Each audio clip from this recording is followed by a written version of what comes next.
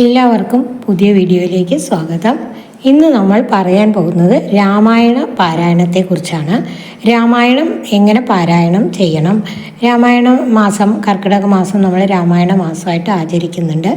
ആ രാമായണ മാസം വരാൻ പോവുകയാണ്.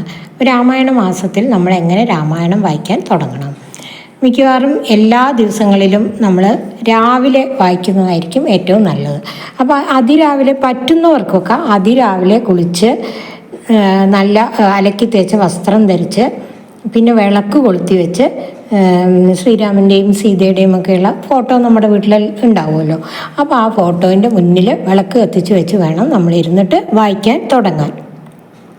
അങ്ങനെ വായിക്കുമ്പോൾ ഓരോ ദിവസത്തിലും നമ്മൾക്ക് ഓരോ ഭാഗങ്ങൾ വായിച്ചിട്ട് കുറച്ച് ഹെഡിങ് ഒക്കെ ഉള്ളതാണെങ്കിൽ ഒരു ഹെഡിങ് ഇപ്പോൾ രാമായണ മാഹാത്മ്യം വരും, അതുപോലെ ഹനുമാൻ സീതാദേവിയുടെ ഉപദേശം അങ്ങനെയൊക്കെ വരില്ലേ. ആ ഓരോ ഹെഡിങ് ഉണ്ടെങ്കിൽ ഉള്ള പുസ്തകമാണെങ്കിൽ അതനുസരിച്ച് വായിച്ചാലും മതി. അങ്ങനെ ഇന്ന സ്ഥലത്ത് നിർത്താൻ പാടില്ല, ഇന്ന സ്ഥലത്ത് നിർത്താൻ പാടും അങ്ങനെയൊന്നുമില്ല. അതൊക്കെ നമ്മൾ ഒന്നും നോക്കേണ്ട കാര്യമില്ല. പക്ഷേ ഓരോ ദിവസവും നിങ്ങൾക്ക് എത്ര വായിക്കാൻ പറ്റുമോ അത്ര വായിക്കുക. അപ്പോൾ വായിക്കാൻ തുടങ്ങുന്നതിന് മുമ്പ് നമ്മൾ ഇതൊക്കെ എല്ലാവർക്കും അറിയാവുന്നതാണ്. സാനന്ദരൂപം സകല പ്രബോധം ആനന്ദദാനാമൃത പാരിജാതം മാനുഷ്യപത്മേഷു ജഗത്സ്വരൂപം നമാമി കുഞ്ചത്തിഴും ആചാര്യപാദം അത് ജപിക്കുക. എന്നിട്ട് ഗുരുവന്ദനം ചെയ്യുക. അതിനുശേഷം ശ്രീരാമൻ്റെ ഏതെങ്കിലും ഒരു ശ്ലോകം ചൊല്ലാം, പിന്നെ ഹനുമാൻ്റെ ഒരു ശ്ലോകം ചൊല്ലാം. അതിനുശേഷം രാമായണം വായിച്ചതിന് ശേഷം പൂർവം രാമ തപോവനാനിഗമനം ഹത്വാമൃഗം കാഞ്ചനം വൈദേഹീകരണം ജടായുമരണം സുഗ്രീവ സംഭാഷണം ബാലീ നിഗ്രഹണം സമുദ്രതരണം ലങ്കാപുരി ദഹനം പശ്ചാത് രാവണ കുംഭകർണ നിധനം ഏതത് രാമായണം എന്ന് നമ്മൾ ജപിച്ചിട്ട് വേണം പിന്നെ നിർത്താൻ. അപ്പോൾ അങ്ങനെ നമ്മൾ രാമായണം പാരായണം ചെയ്യുക. ഇനി രാമായണം ഈ രാമായണം ഇപ്പോൾ ഒരു പക്ഷേ നമുക്ക് കർക്കിടക മാസത്തിൽ തീർക്കാൻ പറ്റിയില്ലെങ്കിൽ അപ്പോൾ എന്ത് ചെയ്യും? അപ്പോൾ അതൊരു വിഷമമായിട്ട് കണക്കാക്കാൻ പാടില്ല. അങ്ങനെ ഒന്നും പറഞ്ഞിട്ടില്ല ഭഗവാൻ. ഏത് സമയത്ത് വേണമെങ്കിലും നമുക്ക് എല്ലാ സമയത്തും എല്ലാ ദിവസവും നമുക്ക് എപ്പോൾ വേണമെങ്കിലും ഈ രാമായണം വായിക്കാവുന്നതാണ്. അതിരാവിലെ വായിച്ചാൽ കുറച്ചുകൂടി നല്ലതാണ്. അതുപോലെ വൈകുന്നേരം സന്ധ്യാസമയത്ത് രാവിലെ എല്ലാ സമയത്തും വായിക്കാം. അപ്പോൾ അത് കഴിഞ്ഞില്ലെങ്കിൽ നമുക്ക് ചിങ്ങമാസത്തിലും വായിക്കാം. ചിങ്ങമാസം എന്ന് പറയുന്നത് തന്നെ വാമനാവതാരം വന്ന ഭഗവാന്റെ ഒരു മാസമായിട്ടൊക്കെയാണ് നമ്മൾ കണക്കാക്കുന്നത്. അപ്പോൾ അതുകൊണ്ട് ചിങ്ങമാസം വളരെ പ്രധാനപ്പെട്ടതാണ്. ചിങ്ങമാസത്തിലും വായിക്കാം. ഇനി കന്നിമാസത്തിൽ എല്ലാ മാസങ്ങളിലും വായിക്കാം, കുഴപ്പമില്ല. അപ്പോൾ നമ്മൾ മെല്ലെ മെല്ലെ വായിച്ച് കർക്കിടകത്തിൽ തീർന്നില്ലെങ്കിൽ ചിലപ്പോൾ എല്ലാ അസുഖവും വന്നിട്ടോ എന്തെങ്കിലും കാരണവശാലോ നമുക്ക് മുഴുമിപ്പിക്കാൻ പറ്റിയില്ലെങ്കിൽ ആരും വിഷമിക്കരുത്. അത് ചിങ്ങത്തിൽ നമുക്ക് വായിച്ച് തീർക്കാവുന്നതാണ്. പിന്നെ ഉത്തര രാമായണമുണ്ട്, അത് വായിക്കാൻ പാടുമോ എന്നൊക്കെ ചിലർ ചോദിക്കാറുണ്ട്. അതും വായിക്കാം. അതിലാണ് പല പല കഥകൾ വരുന്നത്. കഴിയുമെങ്കിൽ നമ്മൾ രാമായണത്തിൻ്റെ അർത്ഥമുള്ള പുസ്തകം കിട്ടുവാണെങ്കിൽ അത് വാങ്ങിച്ചിട്ട് ഇത് വായിച്ചതിൻ്റെ ഭാഗത്തെ അർത്ഥം കൂടി നമ്മൾ വായിക്കുന്നത് നല്ലതാണ്. കാരണം എന്താണെന്ന് വെച്ചാൽ നമുക്കിത് മനസ്സിലായാലേ അതുകൊണ്ടൊരു ഗുണമുള്ളൂ. മനസ്സിലായില്ലെങ്കിൽ നമുക്കതുകൊണ്ട് ഒരു പ്രയോജനം വരില്ല. അപ്പോൾ എന്തൊക്കെയാണ് രാമായണത്തിൽ പറയുന്നത്? ഇപ്പോൾ നോക്കൂ, ഈ കർക്കിടക മാസത്തിൽ തന്നെ രാമായണം വായിക്കാൻ എന്താണ് കാരണം? പണ്ട് കാലങ്ങളിലൊക്കെ ജനങ്ങൾ കൃഷിയെ ആശ്രയിച്ചാണ് ജീവിച്ചിട്ടുണ്ടായിരുന്നത്. ഇന്നത്തെ പോലെ നമുക്ക് ഏതെങ്കിലും കടയിൽ പോയി ഉടനെ അരി വാങ്ങിച്ചു കൊണ്ടുവരാൻ പറ്റില്ലായിരുന്നു. പിന്നെ അന്ന് കൃഷിയായിരുന്നു ജനങ്ങളുടെ ഉപജീവന മാർഗം തന്നെ, അല്ലേ? അപ്പോൾ അങ്ങനെ കൃഷി ചെയ്ത് ജീവിക്കുന്ന സമയത്ത് ഈ സമയത്ത് മഴയായിരിക്കും. അപ്പോൾ കൃഷി ഇറക്കിയിട്ടൊക്കെ ഉണ്ടാവുള്ളൂ, വിളവ് കിട്ടിയിട്ടുണ്ടാവില്ല. അപ്പോൾ മുമ്പ് ശേഖരിച്ച് വെച്ച കുറച്ച് ധാന്യങ്ങൾ കൊണ്ടാണ് ഉപജീവനം കഴിച്ചു വരുന്നത്. അപ്പോൾ അതുകൊണ്ട് തന്നെ ആ സമയത്ത് കുറച്ച് എന്തായിരിക്കും, ബുദ്ധിമുട്ടായിരിക്കും, കഷ്ടമായിരിക്കും. അപ്പോൾ ആ സമയത്ത് മനസ്സിന് വിഷമം വരാതിരിക്കാൻ വേണ്ടിയാണ് നമ്മൾ രാമായണം പാരായണം ചെയ്യുന്നത്. അപ്പോൾ എന്താണ് ആ രാമായണത്തിലൂടെ നമുക്ക് ആ പാരായണത്തിലൂടെ കിട്ടുന്നത്? നോക്കൂ, വനത്തിലേക്ക് ശ്രീരാമനും സീതയും അവരൊക്കെ ഇന്നത്തെ തലമുറ പ്രത്യേകിച്ച് അറിഞ്ഞിരിക്കേണ്ട ഒരു കാര്യമാണ് ഈ രാമായണത്തിലെ സീതാദേവിയുടെ കഥ തന്നെ. ഒരു ഭർത്താവിനെ എങ്ങനെ പരിചരിക്കണം, എങ്ങനെ ഭർത്താവിനെ സ്നേഹിക്കണം, ഇതൊക്കെയാണ് സീതാദേവി നമുക്ക് പറഞ്ഞു തരുന്നത്. അപ്പോൾ ഇത്രയും കൊട്ടാരത്തിൽ ജീവിച്ച സീതാദേവിക്ക് പെട്ടെന്നൊരു ദിവസം വനത്തിലേക്ക് പോവുകയാണ്, വനവാസത്തിന് പോവുകയാണ്. അപ്പം നമ്മൾക്ക് പല ബുദ്ധിമുട്ടുകൾ ഉണ്ടാവാം. അന്നത്തെ കാലത്ത് പറഞ്ഞാൽ കൃഷിയെ സംബന്ധിച്ച് മഴ കിട്ടുമോ, കൃഷി വരുമോ, നമുക്ക് ധാന്യങ്ങൾ കിട്ടുമോ, ഇങ്ങനെയൊക്കെ ആലോചിച്ചിട്ടാണ് വിഷമിച്ചിരിക്കുന്നുണ്ടാവുക. അപ്പോൾ ആ വിഷമം ഈ സീതാദേവിയുടെ വിഷമവുമായി തട്ടിച്ചു നോക്കുമ്പോൾ ഒന്നുമില്ല. ശ്രീരാമനും സീതയും ലക്ഷ്മണനും കാട്ടിലേക്ക് അങ്ങ് ഇറങ്ങി ചെല്ലുകയാണ്.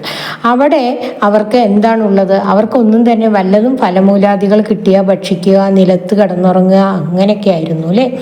അപ്പോൾ ആ വിഷമം നമ്മൾ വായിക്കുമ്പോൾ തീർച്ചയായിട്ടും നമ്മുടെ വിഷമത്തിന് ഇല്ലാണ്ടാവും. നമ്മുടെ വിഷമം അതുമായി തട്ടിച്ച് നോക്കുമ്പോൾ ഒന്നുമല്ല. അപ്പോൾ ഭഗവാനായിരുന്നിട്ട് അവർക്ക് ഇത്രയും വിഷമം വന്നെങ്കിൽ നമ്മളൊരു സാധാരണക്കാർക്ക് നമ്മൾ പിന്നെ എങ്ങനെയാണ് ഉണ്ടാവുക? അപ്പോൾ നമ്മൾക്ക് ഇതൊക്കെ ഒരു നിസ്സാരമായ കാര്യമല്ലേ എന്ന് നമ്മൾക്ക് തോന്നാം. അപ്പോൾ നമ്മുടെ മനസ്സിൻ്റെ വിഷമങ്ങൾ മാറി മനസ്സിന് സന്തോഷം കിട്ടാൻ രാമായണം സഹായിക്കും. അതുപോലെ ഒരു അമ്മയും അച്ഛനും എങ്ങനെ മക്കളോട് പെരുമാറണം, അതുപോലെ ഒരു മക്കൾ അമ്മയോടും അച്ഛനോടും ശ്രീരാമൻ ചെയ്തതുപോലുള്ളൊരു ത്യാഗം ആരും തന്നെ ചെയ്തിട്ടുണ്ടാവില്ല അല്ലേ. അച്ഛന് വേണ്ടി, അച്ഛൻ്റെ വാക്ക് പാലിക്കാൻ വേണ്ടിയാണ് ശ്രീരാമൻ കാട്ടിലേക്ക് പോയത്. എല്ലാം വിട്ടെറിഞ്ഞ്, എല്ലാം സഹോദരങ്ങൾക്ക് കൊടുത്തുകൊണ്ട് കാട്ടിലേക്ക് പോവേണ്ടായിരുന്നത് അച്ഛൻ്റെ വാക്ക് പാലിക്കാൻ. അപ്പോൾ അതാണ് ഉത്തമനായ പുത്രൻ എന്ന് പറയുന്നത്. അച്ഛനും അമ്മയും അനുസരിച്ച് ജീവിക്കുന്നതാണ് ഉത്തമ പുത്രൻ്റെ ധർമ്മം എന്നാണ് രാമായണം നമുക്ക് പറഞ്ഞു തരുന്നു. അതുപോലെ പതിവ്രതാധർമ്മം എന്താണെന്ന് നമുക്ക് രാമായണം പറഞ്ഞു തരുന്നു. പിന്നെ ജ്യേഷ്ഠനും അനുജന്മാരും സഹോദരന്മാരും തമ്മിലുള്ള സ്നേഹം എന്താണെന്ന് നമുക്ക് രാമായണം പറഞ്ഞു തരുന്നു. അപ്പം അങ്ങനെയൊക്കെ നോക്കുന്ന സമയത്ത് നമുക്ക് നമ്മുടെ ജീവിതത്തെ എങ്ങനെ മുന്നോട്ട് കൊണ്ടുപോകണം, എങ്ങനെ നമ്മുടെ പ്രതിസന്ധികൾ തരണം ചെയ്യണം, ഇങ്ങനെയുള്ള എല്ലാ കാര്യങ്ങളും നമുക്ക് രാമായണത്തിൽ നിന്ന് കിട്ടും. അപ്പോൾ രാമായണം വായിക്കുമ്പോൾ നമ്മുടെ മനസ്സിന് വളരെയധികം സന്തോഷം വരും. അതുപോലെ തന്നെ നമ്മൾക്ക് നമ്മുടെ ആരോഗ്യത്തിനും നല്ലതാണ്. പ്രത്യേകിച്ച് ഈ മഴക്കാലമാണല്ലോ. ഈ മഴക്കാലത്ത് നമ്മൾ ഈ ഒരു വൃദ്ധം പോലെയാവും. ഈ രാമായണം വായിക്കുമ്പോൾ നമ്മൾ പ്രത്യേകിച്ച് ഒരു വൃദ്ധം പോലെയാണല്ലോ. അപ്പോൾ അധികം ഈ മത്സ്യമാംസാദികൾ കഴിക്കാതിരിക്കരുത് എന്ന് പറയുന്നത് എന്തുകൊണ്ടാണെന്ന് വെച്ചാൽ ഈ മത്സ്യങ്ങളുടെയൊക്കെ പ്രജനന കാലമാണ് ഒന്നാമത്. പിന്നെ രണ്ടാമത് എന്താന്ന് പറയുന്നത്, ഈ മഴ നല്ലപോലെ പെയ്യുന്ന സമയത്ത് ആഹാര സാധനങ്ങളൊക്കെ ദഹിക്കാൻ കുറച്ച് സമയം എടുക്കും. അപ്പോൾ ലളിതമായ വളരെയധികം അധികം കട്ടിയായ ഫുഡൊക്കെ കഴിച്ചാൽ അത് നമുക്ക് ദഹിക്കില്ല, ദഹനക്കേടും പ്രശ്നങ്ങളൊക്കെ ഉണ്ടാവും. അപ്പോൾ നമ്മൾ ഈ രാമായണ മാസം മുഴുവനും സസ്യാഹാരം കഴിച്ച് രാവിലെ നേരത്തെ കുളിച്ച് രാമായണമൊക്കെ വായിച്ച് സസ്യാഹാരമൊക്കെ കഴിച്ച് നമ്മൾ ഈ 10 ഇലകൾ കഴിക്കുക, ഔഷധ ഇലകൾ കഴിക്കുക, ഔഷധക്കഞ്ഞി കുടിക്കുക എന്നൊക്കെ പറയുന്നതിൻ്റെ കാരണം അതാണ്. അപ്പോൾ അതൊക്കെ നമ്മൾക്ക് ദേഹത്തിന്, ആരോഗ്യത്തിന് നല്ലൊരു രക്ഷയായിട്ട് കിട്ടും. അപ്പോൾ അങ്ങനെയൊക്കെ വരുന്ന അതിനുകൊണ്ടൊക്കെയാണ് നമ്മൾ ഈ 10 ഇലകൾ കഴിക്കണം, അതുപോലെ ദശപുഷ്പം ചൂടുക എന്നൊക്കെ പറയില്ലേ. അപ്പം അതൊക്കെ നമ്മുടെ ശരീരത്തിൻ്റെ ഊഷ്മാവ് ക്രമീകരിക്കാനും നമ്മുടെ ആരോഗ്യവും നമ്മുടെ ദഹന വ്യവസ്ഥയൊക്കെ നന്നായിരിക്കാനും വേണ്ടിയാണ് കഞ്ഞി പോലുള്ള അങ്ങനെയുള്ള ആഹാരങ്ങൾ കഴിക്കണം എന്നൊക്കെ പറയുന്നത്. അപ്പോൾ അതുപോലെ ആ കാര്യങ്ങളൊക്കെ നമ്മൾ മനസ്സിലാക്കിയാൽ നമ്മുടെ ആരോഗ്യത്തിനും നമ്മുടെ മാനസികമായ ആരോഗ്യത്തിനും ശാരീരികമായ ആരോഗ്യത്തിനും നമുക്ക് സഹായിക്കുന്നതാണ് ഈ രാമായണ പാരായണം. അപ്പം ഇങ്ങനെ ഈ രാമായണ പാരായണത്തിലൂടെ അങ്ങനെ പല പല ഗുണങ്ങളും നമുക്ക് കിട്ടുന്നു. പിന്നെ ഈ രാമായണമൊക്കെ പാരായണം ചെയ്യുമ്പോൾ അതൊരു യോഗ പോലെയാണ്. അത് നമ്മൾ 1 മണിക്കൂർ അരമണിക്കൂറൊക്കെ ഇങ്ങനെ പാരായണം ചെയ്യുന്ന സമയത്ത് നമ്മുടെ ശരീരത്തിൻ്റെ എല്ലാ ഭാഗങ്ങളിലേക്കും ശരിയായ രക്തപ്രവാഹം ഓടുക, അതുമാതിരി നമ്മുടെ മനസ്സും ബുദ്ധിയും ഒക്കെ ശുദ്ധീകരിക്കുക, അങ്ങനെയൊക്കെയുള്ള നല്ല നല്ല കാര്യങ്ങളൊക്കെ നടക്കും.